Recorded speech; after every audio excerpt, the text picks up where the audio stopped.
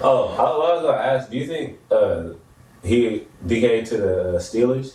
Oh yeah. No. And it would be good in theory, but they got to figure out the QB situation. Yeah. I would go Adams. Fuck that. Adams be the one. Pickens the two. Cause she bringing DK shit. It's another nigga just like fucking Pickens. Nah. Nigga, both them think so. niggas are both divas. I think he fit well. Just as long as Russ play good, I think he fit well. Route running is fucking mid. Dynamic catches are gonna be out of 10. They're gifted. He's a go ball receiver. Both of them niggas go ball receiver. Pickens, yeah, you seen Pickens run routes? Like that is not his forte. This nigga is a deep ball nigga as well.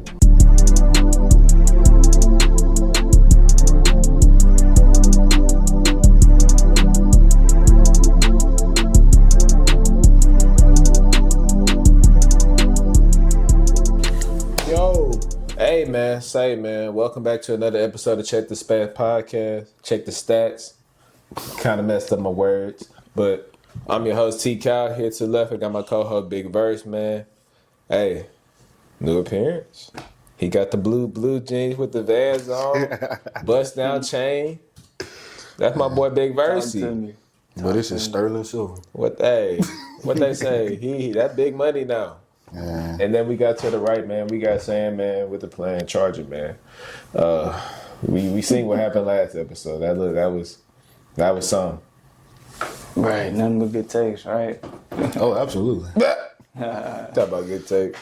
You got passionate about some Herbert. Now I get passionate about my team. Hey, Same way y'all do.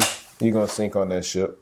But without further ado, man, it's a lot of heat in the sports world right now, man, and we need to get into it. So, Mario, you can kick us off. All right, man. First topic. Hey, a lot of crazy news in the NFL, but let's start off with this one. Christian Kirk to the Texans, man. My boys, how do y'all feel about that? I know y'all happy.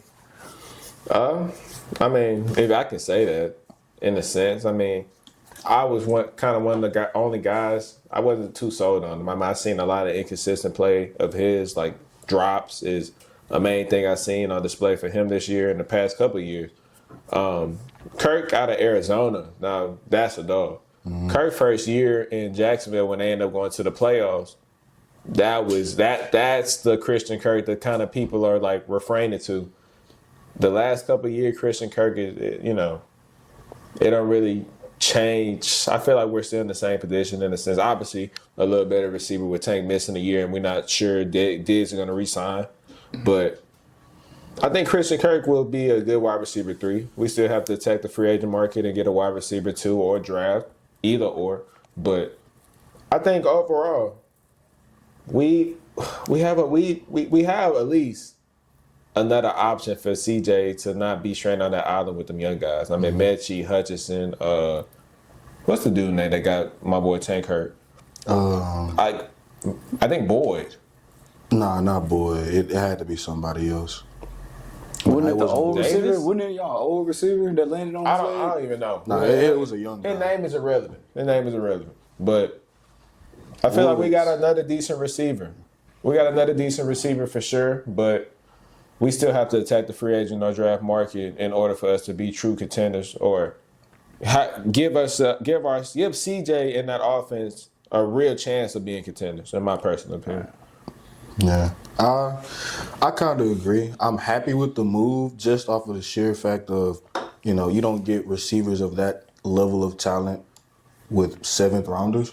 So, like, just off of value alone for the market, that's a great move. Best case scenario for the Texans, I think they're probably operating from the standpoint of we're going to either acquire another receiver in free agency or through the draft and have him essentially be our wide receiver 3. But I think worst case scenario, I think it's still not the worst thing in the world, is if he elevates to a number 2 option and then for some reason we don't get another outside threat and we just roll with the guys that we have plus him as well.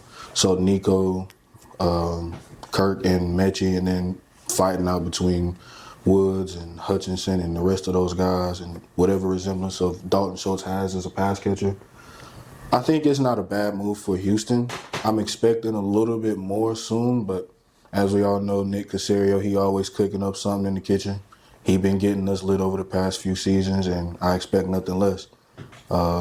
Receiver is definitely a big need, but it's not our biggest, so I expect some level of improvement in the interior O-line. But all in all, it's a solid move, and I respect it.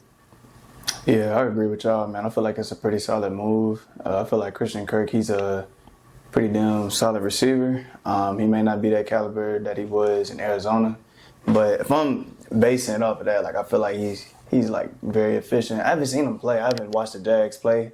I know y'all have because that's y'all division. So it's like I haven't watched them play. I don't really watch the Jags play for real. But if I'm going based off what I've seen in like Arizona, if he can bring that Christian Kirk to the Texans, which he possibly can, you know what I'm saying? Because y'all have a great coach, and I'm pretty sure it's going to elevate his play. So yeah, if he can get back to that Christian Kirk, that'd be crazy to see. Very explosive receiver. He's very fast. He got hands. I know you said you mentioned like drop bobbles, but I know back in Arizona, I don't remember seeing too much of that. But yeah, I feel like that was a pretty good move for y'all. I still feel like y'all need like a top wide receiver out the free agent or whatever free agent market. And y'all say y'all not sure about Diggs coming back? Nah, the way that we moving, it looks like he might realistically go or take a stupid discount, which I don't think is realistic for a receiver of his stature. I mean, he tore his ACL, and I mean he's on a contending team, so he may stay with y'all. But He may.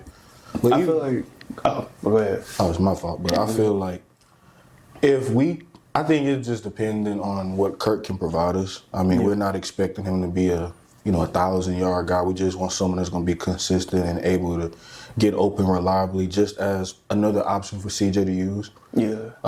He could potentially start. Oh, no, for sure. He could for sure start. I mean, he's coming in as a 3. Yeah. I mean, I think the idea is to have him be a wide receiver 3. But So him and Nico, who gonna be out too?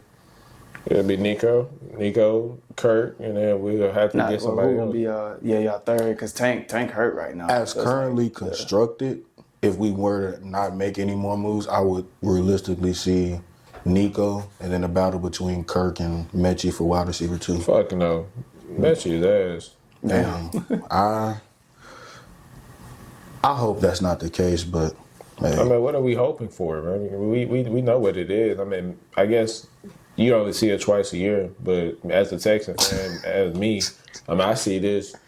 You know, he had several opportunities. He was thrusted into that lineup and had chances to make plays and to make a name for himself and give him a little respect and reputation. He has some inconsistencies, but he's shown up at times as well. Nah, it's he just made never critical catches for y'all. Yeah, When it's y'all was just- playing against the Chiefs, he made some critical catches. He dropped some and then he caught some. Yeah, it did the same thing against the Lions too. Yeah, that Messi experiment is over. We wouldn't even be wide receiver hungry if Messi was the guy. So I mean, that shows that Houston isn't confident in his abilities of stepping up and being a reliable offensive threat for us. He's a good rotational piece, but as far as the starter and what we drafted him to be, he isn't going to pan out to be in that way. I don't see it. Sometimes it takes certain people a little longer than others to pop out of their shell. Yeah. Caterpillars don't turn into butterflies all the time at the same time. Well, he ain't turning nothing. He ain't it. Man, we need to trade him. Speaking of wide receivers, man, moving on to the next topic. So, who is the top wide receiver in the free agency market right now? I think the hottest commodity right now is by far Devontae Adams. I think he can come to any contending team right now and be a realistic wide receiver 1. But at this age and stage and how much bang you want for that buck, you realistic, but want him in that 2 role, not having to be the lead dog X out there winning them one-on-one matchups, 17 games out of a year. So I think Devontae Adams is like a humongous need for any contending team by far with his route running, his ability to win on the outside, his jump ball, one-on-one ability. I mean, he was just put in awful situations the previous 2 years, obviously, with the quarterback scenario in Las Vegas. I mean, it was horrendous. He never had consistent quarterback play. And then, obviously, when he came to New York, I mean, Aaron Rodgers regressed tremendously. I mean, opportunities was weary, especially with Garrett Wilson becoming more and more upset and more becoming into a diva in a sense. Yeah. So I think Devontae Adams he's still a top 10 receiver in the league by far. I think he's the best receiver available right now, and I think if you're any level of contending team, if you want to push your team over the top, Devontae Adams will be the missing piece for you. Now, the team I would want to see him go to is Houston Texans at the right price. Obviously, you're 32, I think. So, realistically, we're going to have him in that championship window from now until at least next year. He'd probably be on a 2-year rental for real because by the time he hit 34, who wants him realistically? Yeah. Like, your play will start to decline. Like, Devontae isn't Green Bay Devontae. We can be honest. But Devontae is still a hell of a receiver. And I think him on the Texans, like, at a reasonable discount, because obviously Nico got his contract restructured. So now he's getting a lot of that money up front, which clears up, I think, about almost 10 million in cap space. Cap space. Mm-hmm. So, like, we can sign Devontae to something pretty. And obviously, we got extensions coming up with the Daniil Hunter and guys of that nature. But I think Devontae right now is the hottest receiver on the market right now. I think if you're any level of contender, you should be blowing his phone up. Don't go for them other guys. I'm not going to name them because I know some of y'all will name them. But I think he's the best talent out there. I think he's a win-now player. And you'll be a fool if you don't even attempt to acquire him. I actually agree with you. I don't think that there's no other receiver in the market hotter than Adams. And I think it's just because of the simple fact of not only what he provides on the field, but the way he's playing. He's already spoke about it. He's in the business for rings. Like, he's not in here for any type. I mean, like, the accolades that comes with it. Like, he's a receiver. Of course, he wants that. But at the end of the day, he's looking for championships. He's looking for jewelry. And he doesn't have that on his resume in a substantial manner yet. I think with Devontae Adams, he understands how realistic it is when his championship window closing as a player. If he doesn't make the right move, that's best put him in a position to compete. As a great receiver as he is, he would probably demand a premium in most normal situations, and he would get that if he was younger.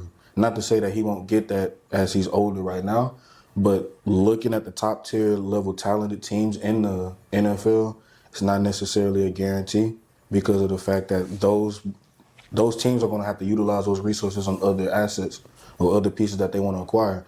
And while Devontae Adams is still productive and still a top 10 level receiver, it's pretty obvious that he is, even if it's at a steady, slow decline, it's not anything that he was compared to Green Bay. Now, Las Vegas, Devontae Adams, he's still there. He's still there for sure. And I'm pretty sure that he could be that for any other team. But I think he could honestly try to take the role of like a Stephon Diggs, like as an ascending receiver, or helping a young ascending receiver, have him as your number 2 option. And a lot of teams will probably look at that if they already have that caliber guy as a wideout and be well on their way. But for most teams in the NFL, he's their definite number 1, and for good reason. And I think just because of that nature alone, he's the hottest commodity. Respect. Yeah, I got to say Devontae Adams for sure. If not him, DK Metcalf for sure. But I'll go with Devontae Adams because clearly he's the best receiver in the free agency, hands down. If you would ever get a high caliber player like him on the team, man, I mean, he's a game changer. I mean, we've seen Devontae Adams. We know anybody that play receiver, bro, you're always gonna have him in your top 5, bro, for sure. Like, not right now, of course, you know what I'm saying, because of the decline. But like old Devontae Adams, you for sure had him in top 5 talks, or he was like at least one of your favorite receivers to watch. Put me say that you can say I'm wrong, whatever. Agree to disagree, but yeah, man, I gotta say he's the hottest receiver out on the market right now for sure. No homo. Yeah, man, from his release to him being able to just catch the ball, he's ranked like his drops are 93rd right now. He's ranked 93rd in drops right now, so he doesn't drop the ball that often. He can still get open. You know what I'm saying? He can still make plays for you. He's 32 years old, but he can still make the plays. And do we have to say who we going to? Who you think we'll go to? Okay. But yeah, I feel like shit. Yeah, he's for sure the best wide receiver out on the market, man. I mean, yeah, you have him on your team. I mean, he's very reliable. I mean, it's rare he drops the ball. He can get open. I mean, his route running, Chris, that's like the best thing about his game, other than him having hands and everything like that. But his route running, very efficient, breakdown, clean, like. He don't get no better than that. So for sure, Devontae Adams. Absolutely. The fact that he was thriving on two of the worst franchises in the NFL as for recent memory. He was touched on the 1,000 stand-up. yards this year. And that's crazy. When he was in a situation as terrible as the New York and he touched 1,000, he was in a situation as terrible as Las Vegas and he was all-pro. Like, that is insane. So, I mean, just the fact of that alone, you got to look at him in a different light than you do other receivers. No, for So sure. since it was unanimous, who would be the second best player? Oh, DK Metcalf for sure. I mean, let me think who all on the free agent market. Charles? Probably DK, but I gotta say DK. I mean, shoot. I look at DK as a top 10 receiver personally, but I already know it's some dissension to my right. The boy said a top 10 receiver. DK Metcalf. I don't even want to get into that. That's horrendous. I see it enough on film. You should see it as well. But Who the second best receiver in the free agent market other than Devontae. I mean, realistically, it probably would be DK, but because I mean, Cooper Kupp is obviously an agent receiver. He's not what he used to be. He's a slot. You have Tyler Lockett. They just got rid of him. That's crazy. And don't get me started on him. He's not that guy. Like, we can just cut that out right now. And DK not even on the market right now. He just on the trade. Yeah, Yeah, he on the trade block. But I mean, if I had to realistically say another one, I'd probably say Amari Cooper. I mean, Amari Cooper's a reliable target. He might not show about 6 or 7 of your games, but the 11 games that you get him, I mean, you realistically got a chance of a 100-yard receiver. So I don't know about Amari. His level of production in Buffalo, I get it, their offense, but when you're supposed to be that guy, especially the number one option you feel like when they acquired you, I expect a little bit more than, say, a few games of 2 catches and just over 20 to 30 yards. but you got to realize, though, that Joe Brady offense is 100% on Josh Allen making the right play, and the right play majority of the time was a dump down. I mean, them running backs had a feast. If it wasn't Ty Johnson, if it wasn't Ray Davis, if it wasn't James Cook, I mean, they utilized that tight ends and running back to probably the most of the league outside of like Baltimore per se. So Oh yeah, they're effective for sure. When I see a guy of Amari Cooper's caliber and see how Mac Hollins pops off on the screen more, when I see guys like Dawson Knox pop out on the screen more, obviously James Cook because they utilize running backs extremely well, but even his backup as well, it's just something about that where it's just like I gotta pump the brakes on Amari. Not to say that he's trash or nothing, but as far as the hottest commodity, or one of the hottest, I don't know. So I'll say unanimous, Devontae Adams, DK, and then Amari Cooper. I mean, I think we forgot about. I mean, you got Diggs out there. I mean, you got yeah, coming off the ACL. That's true. You got Chris Godwin. Chris Godwin is nice. Chris Godwin. Chris Godwin come off of some crazy stuff too. Chris Godwin nice. He was on pace to break I think touch 1,000. That's why if I think so. So I think teams are looking towards the he was on pace draft to touch rather 1,000. than free agency.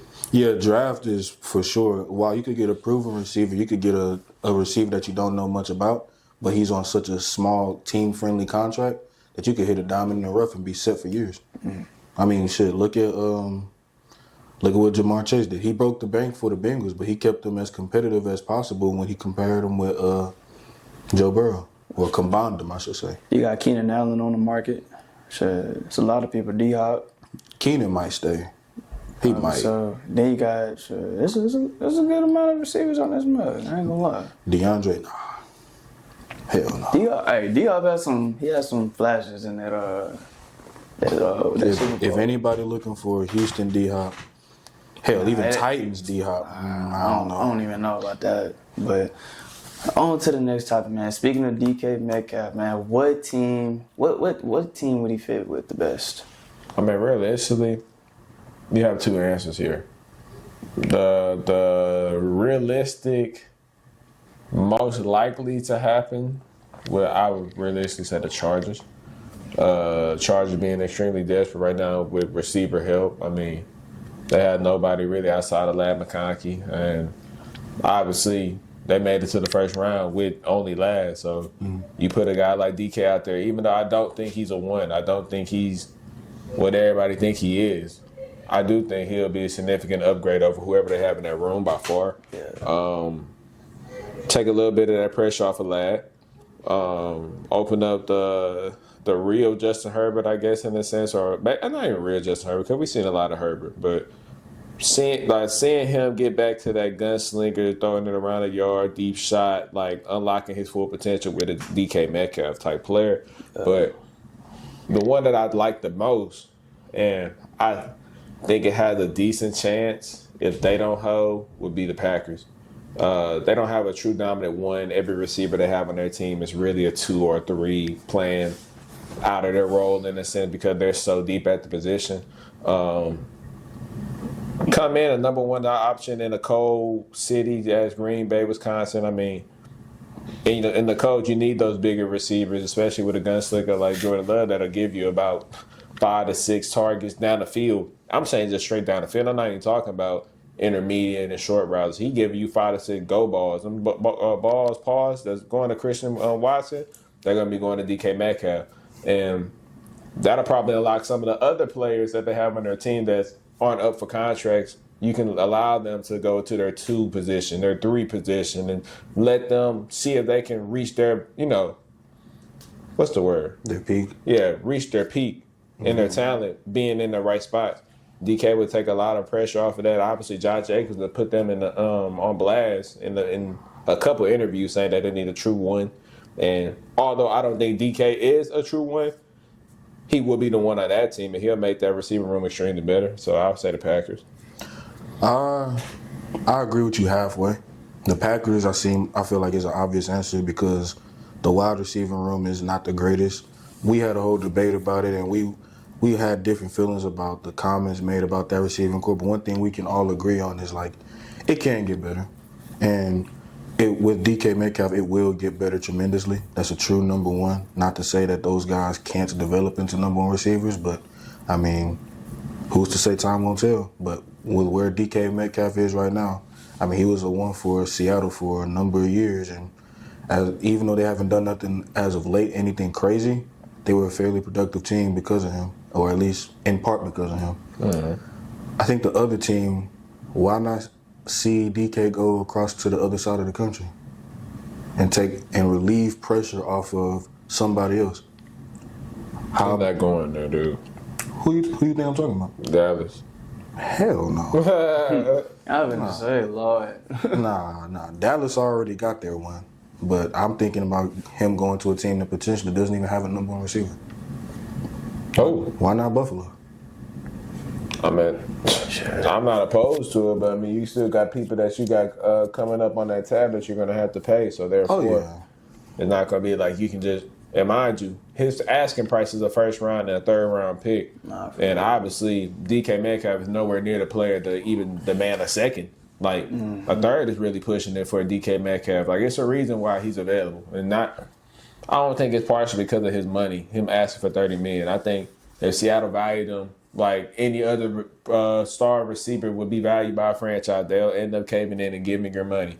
Especially in a situation like that where Geno's already at a discount, so you have that flexibility in order to pay the guys around him to see who Geno really is. So I don't think, as far as DK, like the asking price, I don't think too many teams would be in the hunt to give them what they're looking for. So they'll be really disappointed, or they'll have a disappointed DK on their team, because I don't think any smart NFL franchise would give up their first round pick for a DK Metcalf that's realistically closer to that top 15 range than he is top 10. I truly think that you underestimate how desperate teams are, especially if they feel like they're in a championship now window. Hell, if it wasn't for Debo getting traded to the Commanders would probably be on my list, if I'm being honest. But and that was a mistake. But the thing that I'm looking at for Buffalo, I don't know how realistic it is. Josh Allen, we've seen him capable of doing a lot, and it led him to an MVP. Whether you believe that MVP is amazing or if it's a DEI, who knows? DEI is crazy. I mean, the fact of the matter is that he was one of the the fact of the matter is he's one of the best receivers, the best quarterbacks in the NFL, and you want to make his job as easy as possible. We've seen what he was looking like with the Stephon Diggs and how it elevated Josh Allen to heights that we didn't think he could surpass up until literally last year when he won MVP. So why not lighten his load? You already got a great running back in James Cook. You already got a defense that is extremely productive. I don't know how the financial aspects of this could work or how it would be constructed, but why not get him a top-tier level talent at receiver? I mean, you got guys like Khalil Shakur and Dawson Knox and Curtis Samuel. You got talented receivers on your core, but realistically, can you give me an objective answer that those three, any one of them are better than DK Metcalf right now? Maybe Amari Cooper, and you're only going to get Amari Cooper for a guaranteed, 10 games? Yeah, he'll be the best receiver here at Buffalo. Yeah. I'm not arguing it. Like, I'm not arguing that. I'm just saying that I don't think he's worth the price. Yeah, if Buffalo been in the same position for a long time. Yeah. They are, I think, the only team in NFL history to go to the Super Bowl 4 straight times and lose every single Super Bowl. They are also the only team in the NFL, currently speaking, that lost to the same team 4 times in a row, and that being the Chiefs. If they feel like this is their one move to get over the hump, don't be surprised when they end up coming off of some type of capital, some type of trade asset, or some type of rotational piece or valuable piece on their roster to acquire his services and talents. I mean, sure, you acting like he ain't never had a win. I mean, Diggs was there for 3 to 4 years, and they did the same thing, not win. So, like, obviously, you can add whatever receiver you want to that mix. Oh, yeah. That is not going to change. And if they want his talents, I mean, be my guest, but I don't think that's going to push you over the hump, especially to compete with the Kansas City. Yeah, I He mentioned already done had that. Yeah, yeah. I mentioned that with the when he had Diggs before, and they went to the AFC Championship. And then he was without Diggs for this past season, and they went as far as the AFC Championship. But, I mean, if they personally feel like they could get over the hump with a guy of DK Metcalf's talents, not saying he's better than Diggs longevity-wise, but I guess we'll see. Only time will tell. Who's to say they ain't willing to make that plunge? Me. With me, man, would I love for him to come to the Chargers? Hell yeah. We need the help. He would open up the field for us. You know what I mean? It'd be a big change. It'd be a big move. But my thing is, a first round and a third round, like, Yeah. and then they got the number 16 pick. That's crazy as hell. Like, me personally, I feel like teams are gonna try to negotiate that because I feel like they don't think he's worth that. Is he a good receiver? Hell yeah. DK is very good. You can say he's top, let's see, I say like 15, top 10, top 15, I don't know, around that range. 15. He's a very good receiver, you know what I'm saying? Big, dynamic, explosive guy, you know what I'm saying? He got hands. He can act a little crazy at times, you know what I'm saying? Getting unnecessary penalties, whole face mask and all that stuff, but be a little over aggressive. But I mean, truthfully, Chargers, we need that. We low key do. Like, we need him for sure. He'll take a lot of pressure off Vlad, and then he will be able to become that gunslinger. I mean, he still is, but like, he want the guy that's gonna make those contested catches, and he can make those deep throws. You know what I'm saying? Somebody that's gonna go get it, that's gonna come down with a 50-50 ball, and that's DK. But I don't know, man. Like, I highly doubt that Harbaugh and Ortiz is gonna trade for that first round. I don't think so. I don't think they will. I highly doubt it.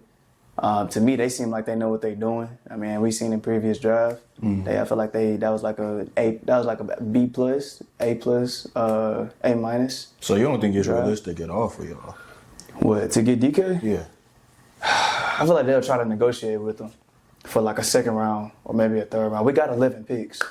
Okay. So it's like, yeah, I feel like we'll try to negotiate with him. But realistically, yeah, I feel like he'll probably come to the Chargers. I mean, Sanjay, that's the wide receiver coach for the Chargers. They go way back. He was the Seattle Seahawks wide receiver coach while he was there and everything like that. And they have a good relationship. And I heard something about like he been in LA, you know what I'm saying, chopping it up with them and stuff like that. But we're going to see. I don't know about that first round, them trading him for that first round. That's what I was all in on it until like I heard like, okay, first and third round. I'm just like, okay, like I guess. But I wish we would have traded Bosa to him, but then again, I feel like releasing him was probably the best thing to do because it freed up that player for player. Probably not. Probably not. But realistically, not. Bosa is awful, and Bro, he was not awful. I'm gonna say he not wasn't. awful. It's He's just just- injuries. Injuries killed him, bro. He's okay. Like, He's just not not what he was, and that's not saying that's a bad thing. and not worth the money. And No, he not because he only had I want to say 5 sacks, Yeah, and we was paying him 25. yeah. Khalil got that in 25, one game. So I mean, shit. Exactly. So it's like we haven't got that production from Joey in a long time, man. But yeah, hey, hopefully, you know what I'm saying.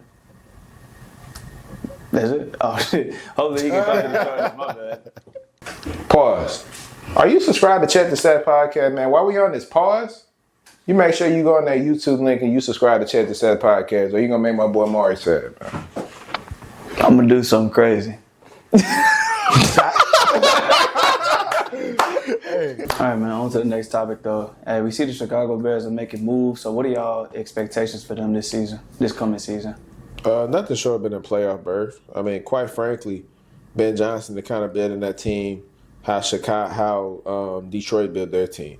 It started from the trenches. Traded for Jonah Jackson from the Rams, I believe. I mean, that was a huge move. Joe Thuney or whatever. his Joe name is. Tooney? Tooney, no, it's Thuney. And It's like and then T-H. Joe I thought that was Tooney. just how you. Yeah, that's how you pronounce it. Oh, it's Tooney? Yeah, Yeah, the Joe H is Tooney.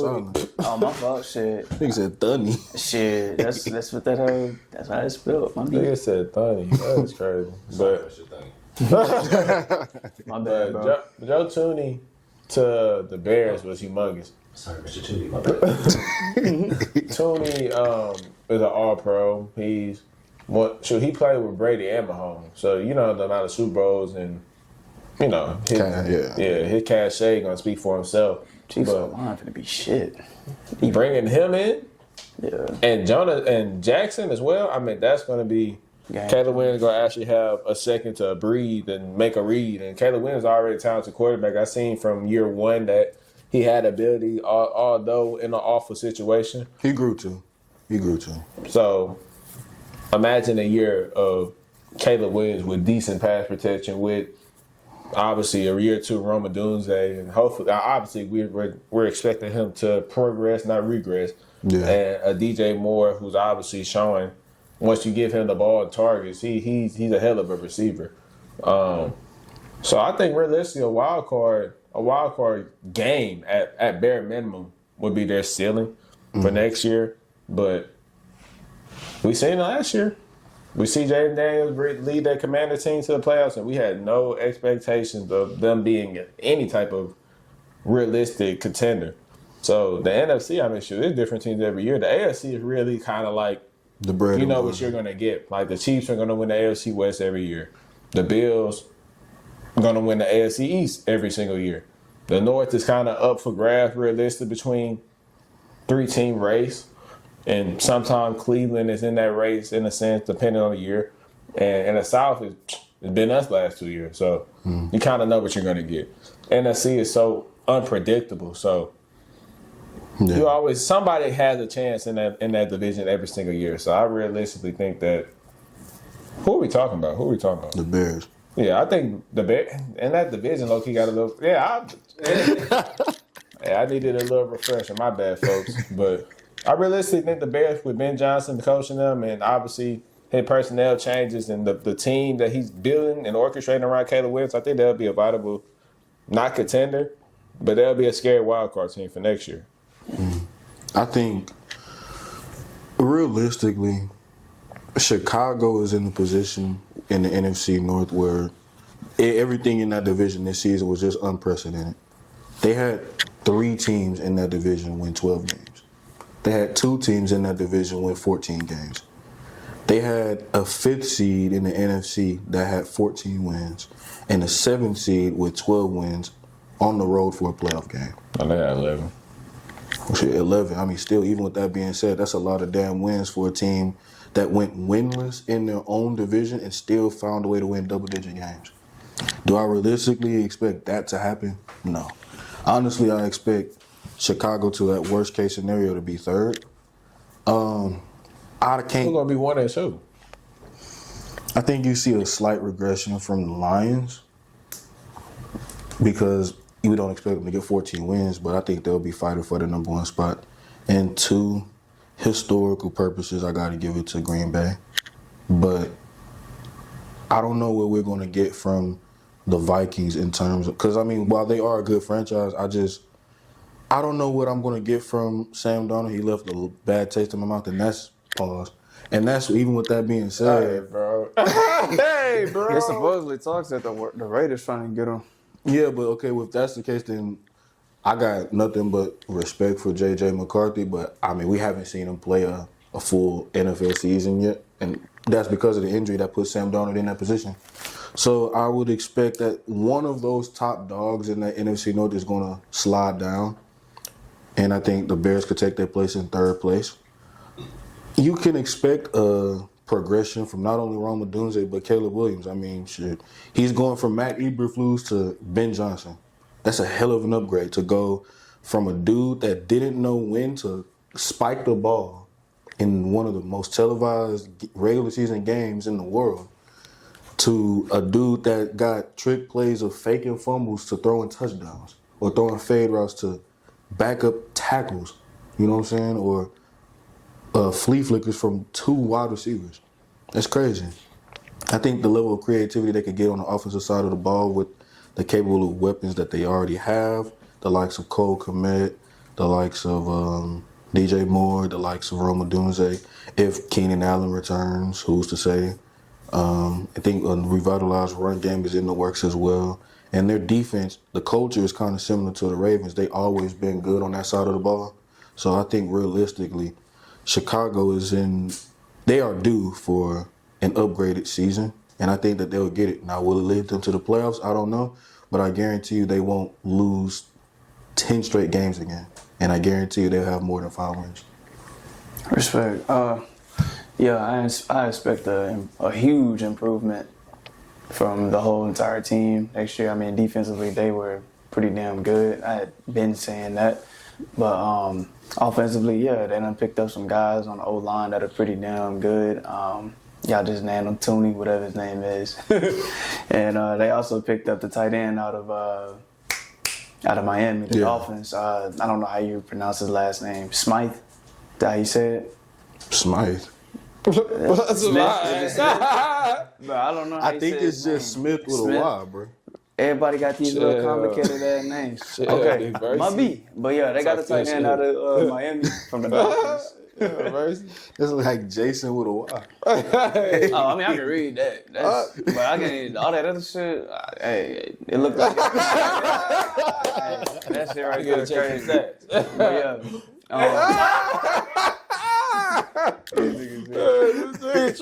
Bro. But yeah, is that how you pronounce his name though? Smith? Yeah. That's how they say it for real? You ain't know the Y could sound like an I? I mean, yeah, but like, I guess. I mean, yeah, they got the tight end out of Miami and everything like that. And I don't know how good he is, but yeah, they got some guys on that offensive side. I don't know what they're gonna do with Keenan Allen, but they still have Rome Odunze and they have what's his name, DJ Moore. Yeah, they got him, so that should be good. And I feel like if Caleb Williams had an offensive line, hell, he probably would have been better. Probably would have had a better rookie season, but I mean, it's going to be a huge upgrade, especially like at the head coaching position, like you said. You know what I'm saying? You're going to Ben Johnson. I mean, offensive mastermind, you know what I'm saying? So it's going to be pretty cool to see what the Bears do. I expect them to be in the playoffs, you know what I'm saying? Probably a wild card team as well. Do y'all know who they hired at OC? The Bears? I can look real quick. I feel like they made a significant hire in that area too, just to add to your point. But Offensive coordinator. nah, It is Doyle. Last name Doyle. yeah, Doyle, Yeah, No. Doyle, whatever. But Doyle finna cook. He finna boil.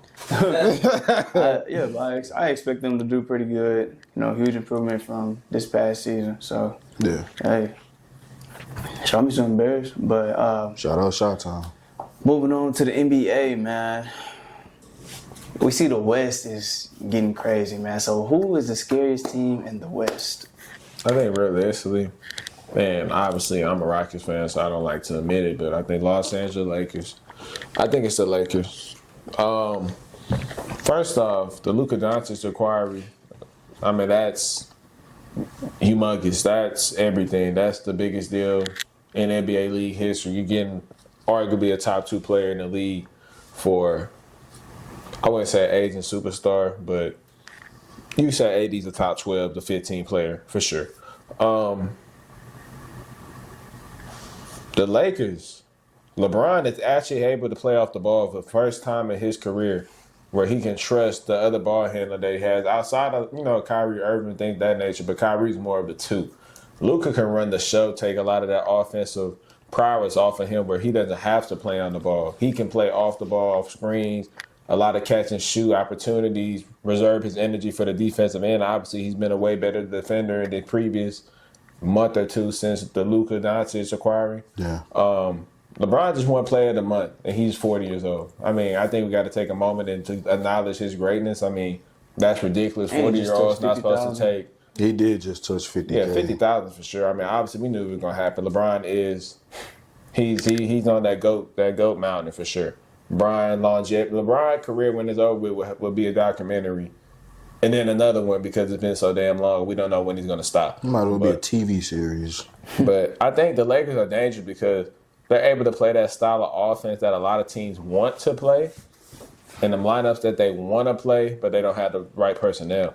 They have a guy, LeBron James, that can go 5 and guard your 5. But also they have big wings. Rui Hachimura, 6'8". Dorian Finney-Smith, 6'9". You got Jackson Hayes, who's, I give him, he is 6'10", 6'11". Mm-hmm. But you don't really key in on him when it comes to just like, he isn't a huge part of that success, but he's kind of that splash play that comes in and energizes. You give him the alley-oop dunks, give him a couple blocks here and there. He's 7 foot, bro. Huh? He's 7 foot. He's not realistic, no 7-footer. He's about 6'11", 6'10"-ish.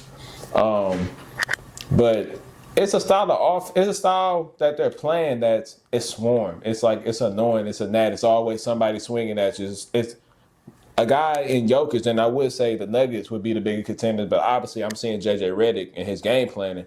You're able to put a Dorian Finney-Smith, but then you're doubling quick and you're playing fast out of it. And it just, from the top to the bottom, the Lakers look like a well-organized machine. You got Luka Doncic coming into his own now, dropping damn near 30-point double-doubles on the normal night. Yeah. 30-point triple-doubles when he gets to, like, really being Luka Doncic. The threes that you seen that wasn't going for him at first, he kind of got his legs back. He's shooting the hell out of the ball right now. And Brian, I mean, shoot, they just went for 30 apiece the last game they played, and they about to play in about 20 minutes, so we're going to see the show once again. But the Lakers are just, they're coming into form for sure. Austin Reeves really stepped up. I mean, Austin Reeves was realistically playing like a real deal, too, before his injury. And obviously, by the time he comes back and he gets into form, that's going to be an even more dangerous squad. Jared Vanderbilt, Gabe Vincent, scrappy guys, scrappy defenders that'll go out there and play their roles. Gabe Vincent is if he gives you a 3, that's realistically why you want him on the court, but he's able to pick up the guards full court, alleviate some of that, or chew some of that clock. When it comes down to, you know how ball handlers bring the ball up the court and you can set the play. I mean, sure, he got you back there for a solid 6-7 seconds and make you have to work for it. So I think, realistically, it's the Lakers. Yeah. That's not a bad answer at all. And it's probably the most popular one, absolutely, because they have been on the heater. I mean, you haven't even mentioned guys like Dalton Connect, who, I mean, he's shown bits and pieces of flashes. I mean, we thought that he was going to probably be in a situation where he was going to feel a little bitter when compared to the trade situation he had with the Hornets that obviously didn't fall through. And he's out here, putting in the work as well. So I got to give him his level of respect. I'm pretty sure Mark would probably say someone like the Thunder. But not only because of bias. I mean, they are the best team in the West record-wise. But me, I think I'm rocking with my guys. Them boys in that Mile High City, they putting on the show too. Jokic is still Jokic at the end of the day. And while LeBron James is a monster in his own right, at this current stage and age, we all know who the best player in the NBA is, at least amongst us 3. Also, I think it's it's even crazy to think about it from the simple fact of how special of a talent he is, to where he elevates everyone else to new heights, and not even just new heights, but consistent heights. I mean, MPJ is MPJ. We all know that he's as streaky as they come. But I mean, the level of productivity you're getting from a Jamal Murray, who's coming on late when compared to the beginning of the season, the level of productivity you're getting from a guy like Russell Westbrook, who you acquired not too long ago, who's revitalized his career to at least respectable in the eyes of not only the world but in the eyes of social media. You got a lot of pieces on that squad that have a lot of veteran leadership due to their playoff experience that is extensive. I think also in their own right, they play at a level of pace that is a kind of uncommon for a majority of teams in the NBA. They're slow and methodical at times for sure because they have a heliocentric big man, which is rare to see in today's NBA. I think also they got guys that could play a solid amount of scrappy defense as well. Ultimately, I just feel like Denver is in a position where they're one of the few teams that realistically can pose some level of a mismatch versus any team they can face, not only in the Western Conference, but potentially the East, that could potentially lead them into a finals run, especially if the seeding goes right for them. I mean, even with their lumps and bruises, they're still sitting at number 2. And who's to say they ain't going to stay there? Who's that too? Denver. No, that's LA. Hey, will it be there after tonight? We shall see. I think they still would be there. Well, either They won the head-to-head against Denver, so I think they'll be tied. Well, Denver would be up 1 game, but that's only because they won 1 more game. So they would be tied in the loss column. So yeah, but either way, I still look at Denver as a viable threat, not only in the Western Conference, but just in the NBA in general.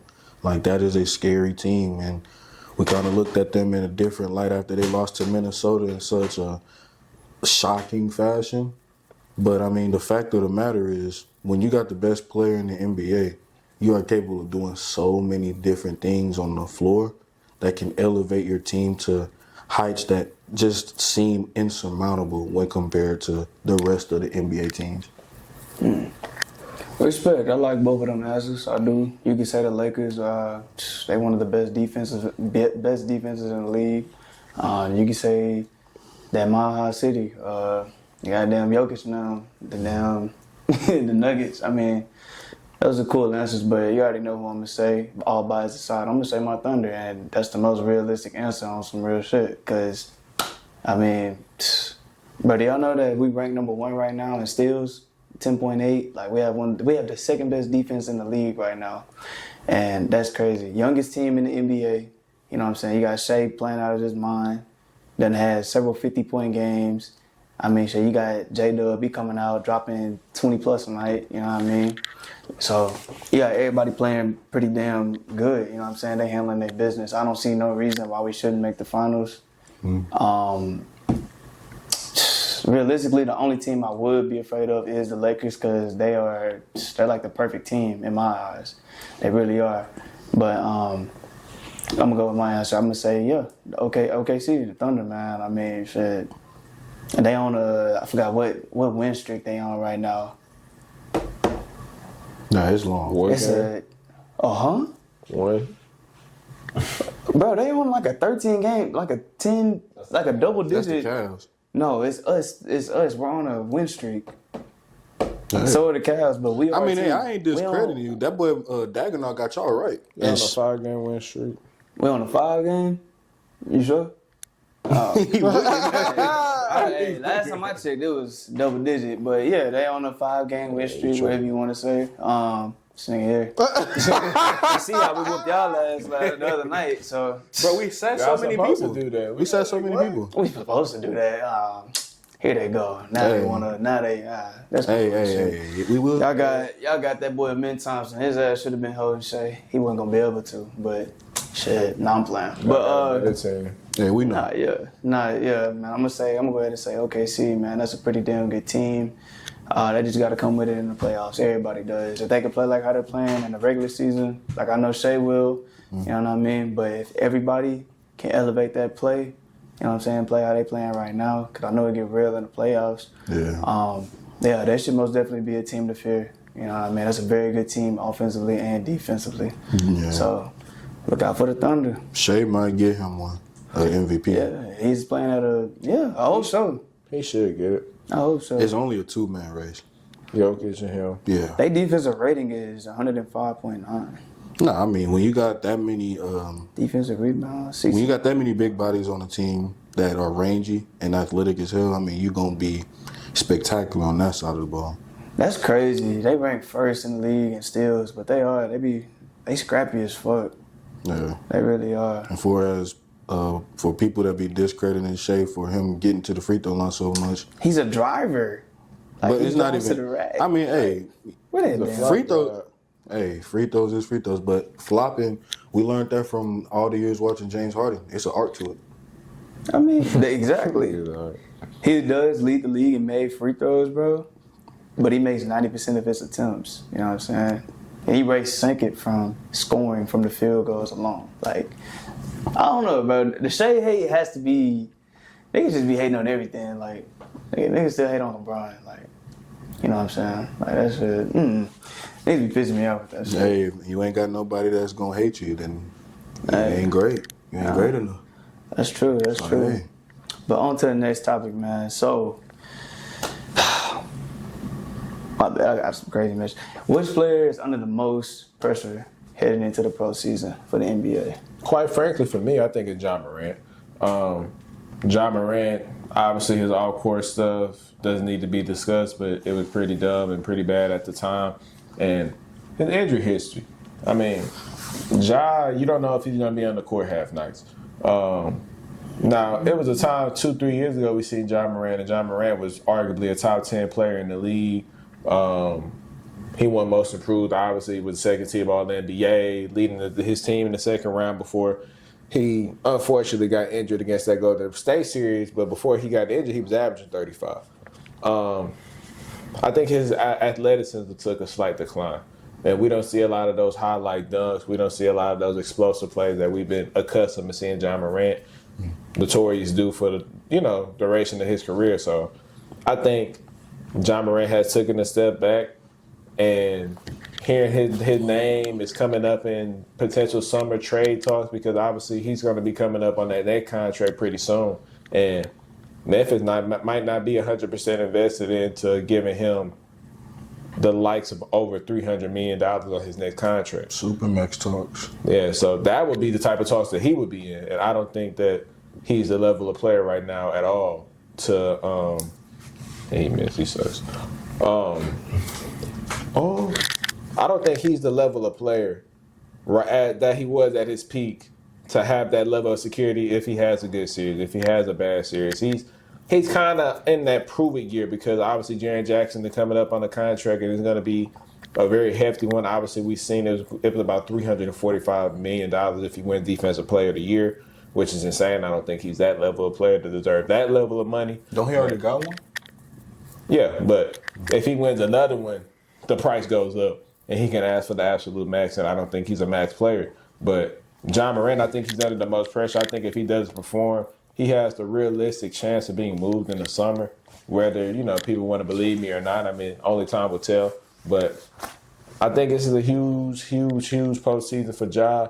He needs to get his player. He needs to get back into that groove. He needs to pick up that average from this 20 points and 7 assists to about 25, 26. If you're going to be realistically the face of this franchise, a leader of men.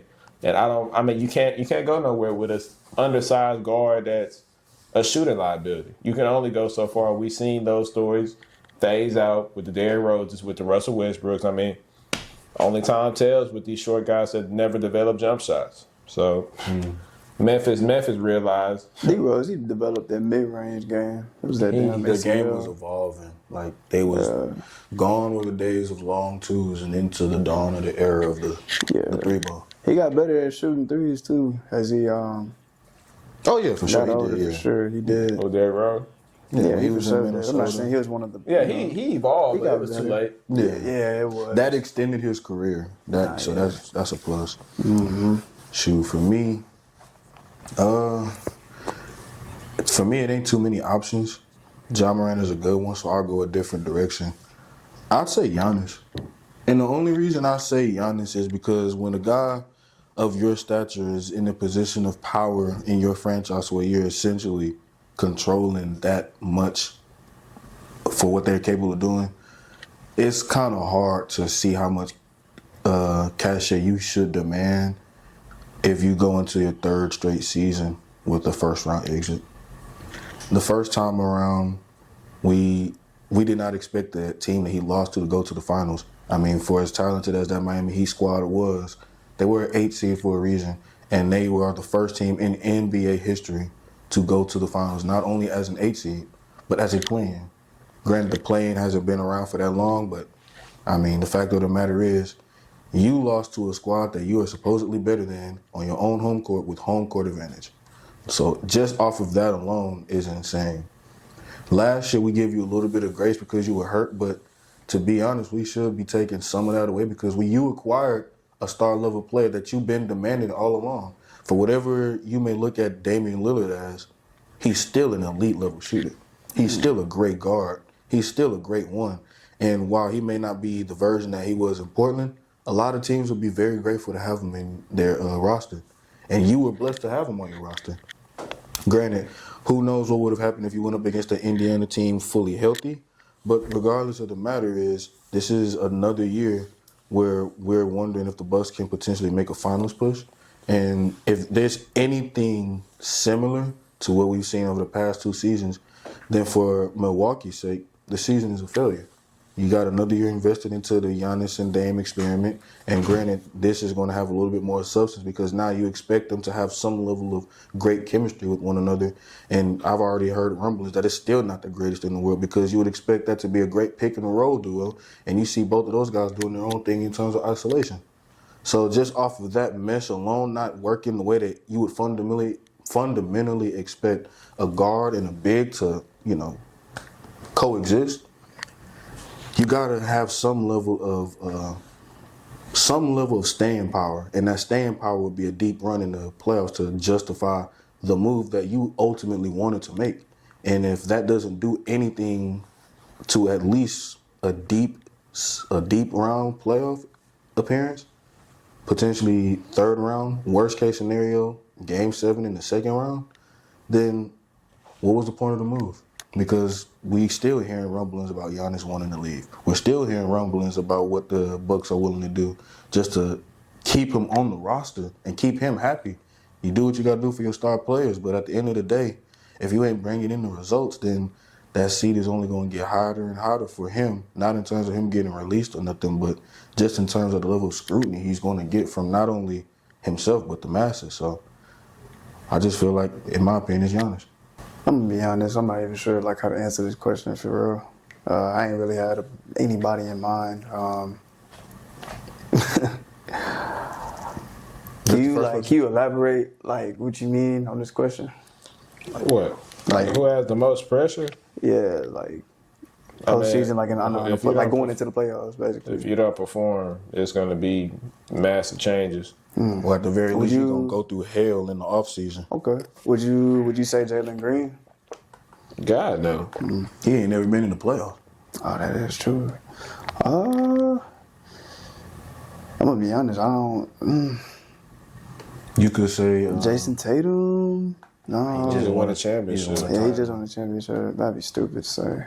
Would you... Okay, we can go down the list. Let me look. So, we got Eastern Conference. We got the Cavs. Like guaranteed teams: Cavs, Boston, New York, Milwaukee, Indianapolis, Indiana. Indiana. I think if I had to say another team as well, I would say, obviously, Donovan Mitchell. I think you've seen this rodeo before with 1 seed as the Jazz. Yeah, he was the 1 seed as the Jazz, and obviously had good teams that was realistic championship contenders in the past.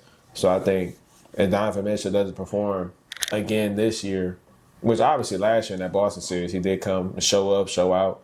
Obviously, the rest of the team didn't come to play, but it's only a certain amount of times you can go on that same pony ride with the same pony and not get the results that you want at the end of the day. I think Donovan Mitchell, he should be under some scrutiny. I'm not going to say the most, but how long do you want to be mediocre? You have a team that you invested all this capital in that you're expecting results, and the results is an NBA Finals. And that not even the championship, but getting there. And you're the 1 seed. You're the hottest team in the NBA right now. You done defeated the big dogs.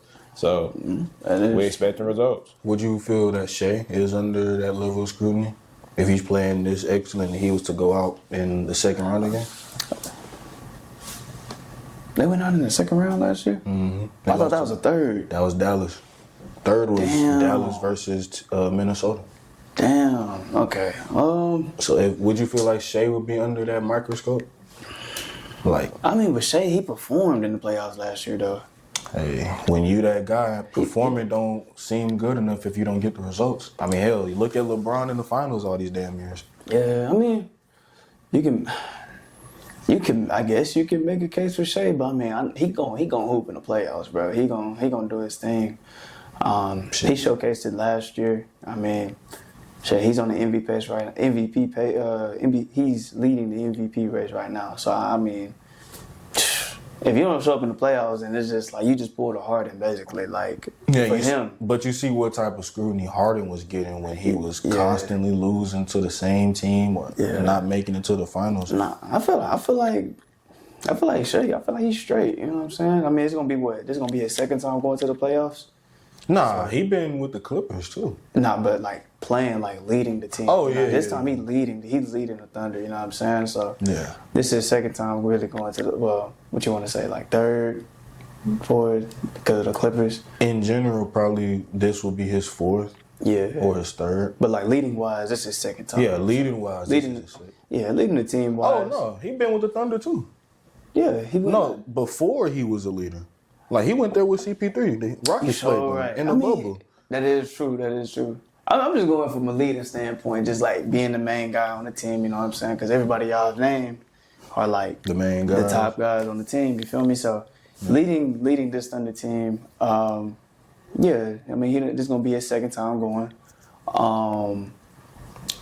You can say that because they number one in the West right now. Yeah, like I know he gonna show out, but it's really, it's a team game, you know what I'm saying? Shea can drop 50 and, you know what I'm saying, the whole team, you know what I'm saying, if they don't elevate their play, Yeah. shit, I don't, is it really on him? Because that's kind of how it was, like, last year, in the sense when he was in the playoffs.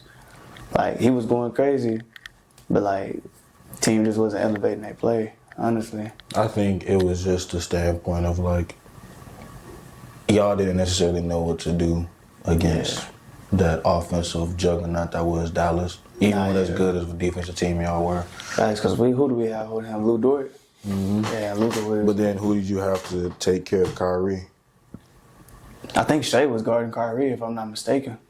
Mm. But now we got Lou Dort, Alex Caruso. I mean, you got Shea. Shea's a pretty good damn defender. You know what I'm saying? Oh, yeah. I feel like, I don't know what he's ranked in steals right now, but I know he averages a pretty good amount of steals a game. But shit, I was like, yeah, like I guess that's a good one. I'm not gonna say anybody else because truthfully, I'm not just gonna like say no crazy shit. Like when I know I ain't been just like keeping up with the NBA like I should have been. I was more focused on like NFL. You know what I'm saying? I think pressure isn't a bad thing though. Yeah. I mean, the same pressure that bursts pipes make diamonds. I know what I'm saying, but yeah, I mean that's a good one. I guess you could say Shea. I remember we was having a topic y'all asked me like last time. I think we had a topic. It was like, yeah, who's under the most pressure? And I think I said Shea because I can't even remember. But that's when me and you got into like the little debate. You remember what I'm talking about? Mm-hmm. Yeah. So that's kind of crazy how we like back at this again. But yeah, that's a good one. Hey, that man Amari finally receptive. Hey, I respect him. That's growth. That's it. Hey, but with that being said, man, that will conclude episode 43 of Check the Stats podcast, man. If you made it to the end, make sure you like, comment, subscribe, follow our Instagram, Twitter handles, man. We only going up from here. My boys, it was always a pleasure. Big verse. Any last words? Hey, man. You already know what it is. We see what y'all looking for. Just relax. We know what y'all looking for. We know that you need them facts. So you know what you gotta do? Check them damn stats. Y'all want to do like a? And they also picked up the tight end out of Miami, the Dolphins. I don't know how you pronounce his last name. Smythe. Is that how you say it? Smythe. What's But I don't know. How I you think say it's his just name. Smith with Smith? a Y, bro. Everybody got these little Chill. complicated ass names. Chill, Okay, big verse. my beat. But yeah, they got the tight end out of Miami from the Dolphins. It's like Jason with a Y. Oh, I mean, I can read that. But I can't, all that other shit, hey, it looked like that shit right there is crazy. But yeah.